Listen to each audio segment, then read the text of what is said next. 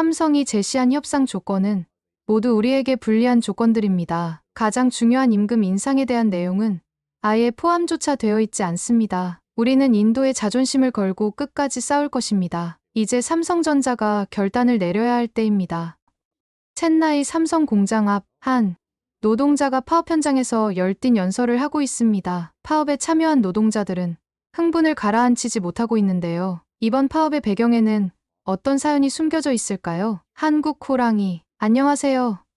저는 인도 삼성전자 공장에서 일하는 아르준입니다. 우리 가족은 모두 삼성전자에서 일하는 특별한 가족이에요. 부모님은 오랫동안 이 공장에서 일하며 가족을 부양하셨고 형과 저까지 이제 같은 생산 라인에서 함께 일하고 있습니다. 부모님과 형은 회사에서 일하는 것이 자랑스럽다고 말하지만 솔직히 저는 조금 달랐어요. 처음 직장 생활을 시작해서 그런지 하루하루가 정신없고 힘들기만 했어요. 생산 라인에 딱 서는 순간부터 쉴 틈 없이 일감이 몰려오는데 처음 일해보는 저는 하루 종일 긴장 상태로 일을 해야 했어요. 매일 출근해서 생산 라인에 서 있을 때마다 놀고 있는 친구들이 떠오르곤 했어요. 나도 친구들처럼 취업을 미루면 조금 더 놀 수 있었을 텐데 이렇게 평생 엄마 아빠처럼 지겨운 생산 라인에서 일을 해야 한다고? 앞으로 저의 인생을 이렇게 지겹게 보내고 싶지 않았어요. 우리 부모님은 아직 건강하고 비록 제가 성인이 되었지만 용돈은 충분히 주실 수 있었고 저는 그 용돈으로도 잘 살아왔어요. 하지만 이젠 매일같이 똑같은 일을 해야 한다는 사실이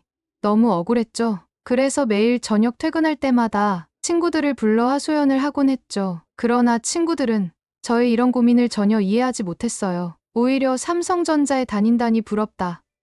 그리고 아르준 너는 부모님 덕분에 삼성전자 특채로 입사한 거잖아. 감사하면서 다녀야지라고 말할 뿐이었어요. 우리 인도에는 미국, 일본 등 여러 외국 기업들이 많지만 친구들은 한국의 삼성전자를 최고로 여겼거든요. 그러니 아무리 친구들에게 저의 고충을 이야기해도 제 말을 이해하지 못했고 결국 저는 이 고민을 누구에게도 말할 수 없다는 걸 깨달았고 답답함을 속으로 삭히며 매일 출근을 반복했죠. 그러던 어느 날 정말 큰 실수를 저지르고 말았어요. 그날은 제가 세탁기 모터를 끼우는 중요한 라인에서 일을 배우고 있던 날이었어요. 사수가 차근차근 알려준 대로 아침에는 무난하게 일을 했어요. 점심 식사 후 사수는 생각보다 잘하니 혼자 해보라고 했죠. 오후에는 혼자서 작업을 시작하게 됐어요. 처음에는 생각보다 일이 잘 풀렸어요. 속으로 오늘은 괜찮겠지 라고 생각하며 작업을 이어갔죠. 그러나 퇴근 시간이 가까워지자 공장 여기저기서 웅성거리기 시작했어요. 뭔가 심상치 않은 일이 벌어지고 있었어요. 그리고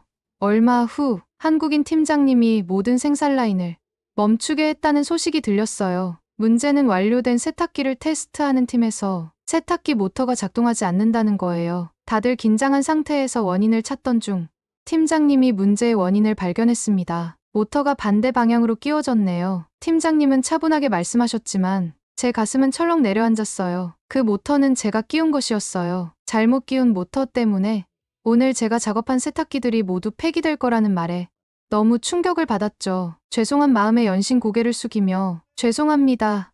정말 죄송합니다. 를 외쳤지만 팀장님은 저를 다독여 주셨어요. 처음엔 누구나 실수를 해요. 내일은 잠깐 생산 라인을 벗어나서 저와 함께 공정이 어떻게 이루어지는지 천천히 돌아다니면서 배우는 게 어때요? 라고 제안을 하셨죠. 죄송하고도 감사한 마음이 들었어요. 그 자리에서 다시 한번 깊이 고개를 숙이고 팀장님께 인사를 드렸습니다. 그런데 바로 그때 저 멀리서 형이 달려오더니 제 머리를 콱 쥐어박는 거예요. 정신을 어디에 두고 있는 거야? 이렇게 큰 실수를 하다니. 형은 화가 난 목소리로 소리쳤고 공장 사람들은 우리를 지켜보고 있었어요. 그 순간 너무 창피해서 얼굴이 화끈거렸습니다. 형의 말이 계속 귀에 맴돌았어요. 모든 사람들이 나를 바라보는 듯한 느낌이 들었고 전 견딜 수가 없었어요. 결국 저는 아무 말도 하지 못하고 공장을 뛰쳐나와 버렸죠. 공장에서 나오는 동안 수많은 생각이 머릿속을 스쳤어요. 형의 행동이 이해되지 않는 건 아니었지만 많은 사람들 앞에서 그렇게 창피를 당한 건 너무나 견디기 힘들었어요. 정말 이 일은 나랑 맞지 않는 걸까? 다른 사람들은 다들 이 일을 자랑스럽게 생각하는데 왜 나만 이렇게 힘든 걸까? 라는 생각이 계속 들었죠. 팀장님이 이해해주고 기회를 준다고 했지만 형은 저를 한심한 사람으로 만들었죠. 공장 바깥에서 한참을 서성이다가 결국 집으로 돌아갔어요. 집에 도착하니 부모님은 아무 말 없이 저를 바라보셨고 형은 이미 집에 와 있었어요. 저를 보더니 아까는 미안했다. 그러니까 정신 똑바로 차려야지 라고 말하며 아무렇지 않게 웃더니 방으로 들어가더군요. 형은 어릴 적부터 항상 자신의 말이 다 맞다는 듯 저를 가르치려 들었어요. 그리고 이런 상황을 매번 보고만 있는 부모님도 너무 원망스러웠습니다. 제 편을 들어달라는 건 아니지만 중간에서 아무런 행동도 하지 않고 그저 불구경하듯이 지켜보기만 하는 모습이 답답했죠. 그래서 저는 결심했죠. 더는 견딜 수 없었어요. 삼성전자를 그만두기로 마음먹었습니다. 이곳 말고도 일할 곳은 많을 테고 자존심이 상해서 더는 참을 수가 없더라고요. 가족들 앞에서 계속 실수를 저지르며 망신을 당하는 것도 한계가 있었죠. 그렇게 다음날 출근하자마자 저는 팀장님을 찾았어요. 팀장님은 언제나처럼 반갑게 절 맞아주셨고 따뜻한 커피 한 잔을 건넸고 생산 라인을 함께 둘러보자고 하셨어요. 팀장님의 따뜻한 배려가 너무도 고마워서 차마 그만두겠다는 말을 꺼낼 수가 없었어요. 그래서 일단 팀장님을 따라 공장을 둘러보기로 했죠. 중간에 용기를 내어 물었습니다. 팀장님, 왜 저에게 이렇게 잘해주시는 거예요? 제가 회사에 입힌 손해가 큰데 저 때문에 세탁기들이 전부 폐기됐잖아요. 팀장님은 조용히 웃으며 대답하셨어요. 나도 예전에 더 큰 사고를 많이 쳤단다. 세탁기 몇 대쯤은 아무것도 아니야. 중요한 건 이제부터야. 지금부터 잘하면 되지 않겠니? 그 말에 저는 고개를 끄덕이며 더 잘해야겠다고 마음먹었죠. 그러고는 팀장님이 덧붙였습니다. 널 보면 한국에 있는 내 아들이 생각나. 그래서 더 챙겨주고 싶어. 그 순간 저는 감동했습니다. 팀장님의 따뜻한 말에 어떻게든 더 열심히 하겠다고 결심했어요. 그런데 문제는 그 후에 또 터지고 말았죠. 이번엔 팀장님이 주신 커피 때문이었어요. 공장의 규칙에 따라 생산 라인 근처에서는 음식물을 가지고 다닐 수 없었는데 저는 그걸 깜빡하고 커피를 들고 다녔어요. 그리고 일이 벌어졌죠. 제가 작업대 위에 커피를 쏟아버린 거예요. 그 순간 라인은 다시 멈추었고 공장 전체에 긴장감이 감돌기 시작했어요. 팀장님은 즉시 라인에 전원을 내리고 쏟아진 커피를 급하게 닦아내셨어요. 선풍기로 주변을 말린 후 다시 작업을 재개했지만 이미 분위기는 가라앉아 있었습니다. 그리고 그때 형이 또 달려왔어요. 어제 일어난 사고 때문에 마음이 편치 않았던 형이었죠. 형은 다가오자마자 제 머리를 세게 쥐어박았습니다. 어제도 그러더니 또 실수야? 정신 좀 차려. 형은 화를 참지 못하고 소리쳤어요. 모든 사람들의 시선이 저에게 집중되는 그 순간 저는 얼굴이 화끈거리고 몸이 굳어버렸어요. 사람들 앞에서 또 한 번 창피를 당한 저는 그저 고개를 푹 숙인 채 말을 잃었죠. 그렇게 형의 잔소리를 듣는 동안 속에서 끓어오르는 감정을 참지 못하고 팀장님에게 소리쳤어요. 그만두겠습니다. 팀장님은 당황한 표정으로 저를 바라보셨지만 저는 더 이상 멈추지 않았어요. 이제 더는 못하겠어요. 매번 이렇게 실수하고 형에게 망신만 당하는데 어떻게 일을 계속하겠습니까? 그리고는 공장을 뛰쳐나왔어요. 마음이 복잡해서 어디로 가야 할지 몰랐지만 일단 집으로 가는 버스 정류장을 향해 걸었어요. 한참을 걷고 나서야 버스 정류장에 도착했을 때 낯익은 목소리가 들렸어요. 야, 너 왜 눈이 퉁퉁 부었냐? 울었냐? 익숙한 목소리에 고개를 돌리니 어릴 적부터 알고 지내던 친구 안일탄이 서 있었어요. 안일탄은 저를 늘 보며 웃더니 물었어요. 무슨 일 있었어? 너 진짜 울었냐? 저는 안일탄에게 모든 상황을 털어놓기 시작했어요. 공장에서의 실수, 형에게 혼난 이야기. 듣고 있던 안일탄은 한동안 말없이 저를 바라보더니 고개를 끄덕이며 중얼거렸습니다. 내가 그럴 줄 알았다. 역시 삼성은 없어져야 해. 그 순간 저는 깜짝 놀랐습니다. 뭐, 삼성이 없어져야 한다고? 우리 가족은 삼성 덕분에 그동안 남부럽지 않게 살아왔는데 삼성에 대해 이렇게 적대적인 말을 하는 사람은 처음 봤거든요. 저는 의아한 표정으로 안일탄을 바라봤고 안일탄은 잠시 고개를 끄덕이더니 이야기를 이어갔어요. 야, 내가 몰라서 그래. 너희 가족은 잘 산다고 생각할지 모르지만 진짜로 삼성이 얼마나 사람들을 착취하는지 알고 있어? 삼성은 노예처럼 직원들을 일하게 만들고 있어. 특히 아시아에서 인도, 베트남, 필리핀 할 거 없이 삼성은 아무렇지 않게 노동 착취를 한다고. 그는 갑자기 목소리를 높였어요. 그리고 삼성의 임금이 얼마나 짠지 알아? 복지는 또 얼마나 후지다고. 너 혹시 다른 기업들에 대해 조사해 본 적 있어? 미국의 애플이나 일본의 토요타, 혼다 같은 회사 직원들은 우리 인도인에게 얼마나 잘 대우하는지 몰라? 왜 하필 한국의 삼성이야? 저는 그가 무슨 말을 하는 건지 잘 이해되지 않았어요. 삼성이 그렇게 나쁜 회사였나? 안일탄은 그런 저를 보며 제안을 했죠. 잘 됐다. 너도 이제 삼성을 그만둔 거잖아. 내일부터 우리 파업조합에 가입할래? 우리 조합에서는 지금 삼성전자 근로자들이 모여서 파업을 하고 있어. 임금 인상과 직원 복지를 더 요구하는 농성에 동참하자고. 저는 그 말을 듣고 순간 멍해졌습니다. 파업. 내가 파업을 한다고? 저는 인생에서 한 번도 파업에 참가해 본 적이 없었어요. 우리 가족은 늘 삼성에서 안정적인 삶을 살아왔기 때문에 이런 생각은 해본 적이 없었죠. 하지만 안일탄의 이야기를 계속 듣다 보니 뭔가 잘못된 것 같다는 생각이 들기 시작했어요. 삼성은 우리 인도인들을 이용해 먹고 있어. 너는 그만뒀으니까 다행이지. 하지만 너희 가족이나 다른 사람들은 지금도 그곳에서 착취당하고 있는 거야. 우리가 뭔가를 하지 않으면 아무것도 바뀌지 않아. 너도 우리와 함께 싸우면 더 큰 변화를 만들 수 있어. 내 가족을 위해서도 말이야. 저는 안일탄의 말에 고개를 끄덕였어요. 그래, 나도 너무 순진하게 살았나 봐. 내 가족이 그동안 얼마나 착취당했는지도 모르고 저는 갑자기 마음속에서 무언가가 끓어오르는 것을 느꼈어요. 이제 더 이상 순진하게 살면 안 된다는 생각이 들었죠. 좋아. 내일부터 나도 너랑 함께 할게. 우리 인도인을 위해 싸워야지. 이대로 물러날 수는 없다는 생각에 친구와 함께 파업에 참가하기로 마음먹었어요. 안일탄은 환하게 웃으며 내 어깨를 두드렸죠. 잘 생각했어. 우리 같이 싸우자. 삼성에 맞서서 우리 인도인들을 위해 더 나은 대우를 요구하자고. 다음 날부터 저는 가족들과는 전혀 다른 길을 걷기 시작했어요. 부모님과 형은 언제나처럼 삼성전자 공장으로 들어갔지만 저는 공장 앞에서 파업에 동참했죠. 가족들이 나를 한심하게 바라보는 시선이 느껴졌지만 오히려 저는 그들이 더 불쌍하게 보였어요. 삼성에게 착취당하는 현실을 모르는 가족들을 위해 하루빨리 협상을 이끌어내서 우리 가족들을 구해줘야 해. 저는 그렇게 마음속으로 다짐했죠. 파업 현장에 도착했을 때 그곳의 분위기는 생각보다 훨씬 뜨거웠어요. 수많은 사람들이 한뜻을 모아 구호를 외쳤고 그 열기에 저도 금세 빠져들었어요. 가슴속 깊은 곳부터 뭔가 뜨거운 것이 올라오는 느낌이 들었어요. 파업 현장에선 지휘관이 사람들에게 삼성전자의 문제점을 하나하나 까발리는 영상을 보여주고 있었죠. 그 영상들은 정말 충격적이었어요. 영상 속에는 삼성전자 한국인 작업반장이 인도인 근로자들을 구타하거나 조금만 분량이 나와도 감봉을 요구하는 장면이 담겨 있었어요. 더 놀라운 것은 삼성에서 일어나는 일들을 절대 밖에서 발설하지 않겠다는 서약서까지 강요하는 장면이 있었어요. 저는 그 영상들을 보며 놀라움을 금치 못했고 우리 가족은 아직 이런 일을 겪지 않았다는 것에 천만다행이라는 생각이 들었어요. 그때 제 친구 안일탄이 제 옆으로 다가왔어요. 어때?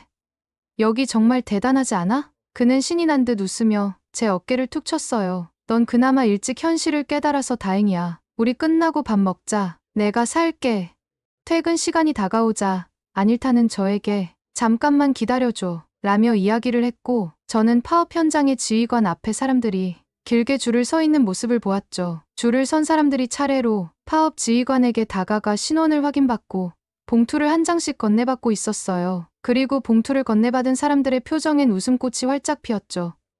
도저히 파업을 하고 있는 사람들이라고는 생각이 안 들었어요. 안일탄 역시 봉투를 받았고 저에게 달려오며 싱긋 웃었어요. 그리곤 저희는 식당으로 향했어요. 우리는 파업 현장의 이야기를 나누며 식사를 시작했지만 저는 계속해서 그 봉투가 무엇인지 궁금했어요. 결국 밥을 먹던 중 저는 안일탄에게 물어봤어요. 안일탄, 아까 지휘관에게 받은 그 봉투, 그건 뭐야? 안일탄은 잠시 머뭇거리더니 대수롭지 않다는 듯 말했어요. 아, 그거 별거 아니야. 신경 쓰지 말고 밥이나 먹어. 안일탄의 말에 전 더 궁금했지만 일단 식사를 계속했어요. 그렇게 우리는 삼성을 어떻게 무너뜨릴지 이야기를 나누며 식사를 이어갔죠. 그러던 중 식당 안에 있던 TV에서 뉴스 속보가 흘러나왔어요. 삼성전자와 파업 노조의 극적 협상 타결 소식이었어요. 삼성은 출퇴근 버스를 기존 5대에서 108대로 늘리고 근로자들을 위한 가족 행사를 연 4회에서 6회로 확대하며 가족에게도 선물을 제공할 것이다 라는 내용이 나오고 있었어요. 또한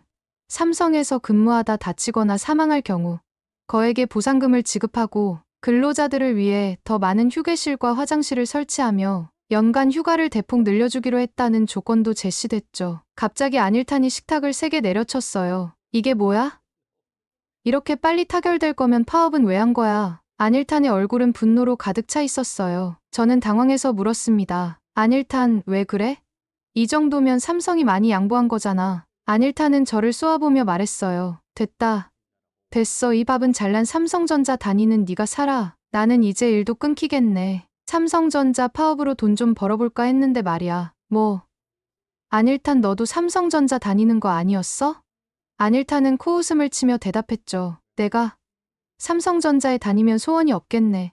넌 부모 잘 만난 줄 알아라. 나는 그냥 단기 알바로 파업에 참가한 거야. 아까 받은 봉투? 그건 너 같은 삼성전자 근로자를 새로 데려왔다고 주는 거야. 일당 외에 보너스 같은 거지. 안일탄의 태도는 정말 뻔뻔했죠. 파업이 단기 알바였다고. 네가 나를 속였다고? 내가 그렇게 만만하게 보였어. 너를 정말 좋은 친구라고 생각한 내가 한심스럽다. 안일탄은 저의 말은 듣는 척도 안 했어요. 아, 재수가 없으려니 정말. 이렇게 빨리 협상 타결될 줄 누가 알았겠어. 난 간다. 잘 먹고 잘 살아라. 안일탄은 짜증스러운 표정으로 자리를 떠나버렸어요. 저는 그 자리에 멍하니 앉아 있었죠. 머릿속이 복잡해졌어요. 가족들이 저를 말렸던 것도, 제가 일도 제대로 해보지 않고 투정만 부렸던 시간들.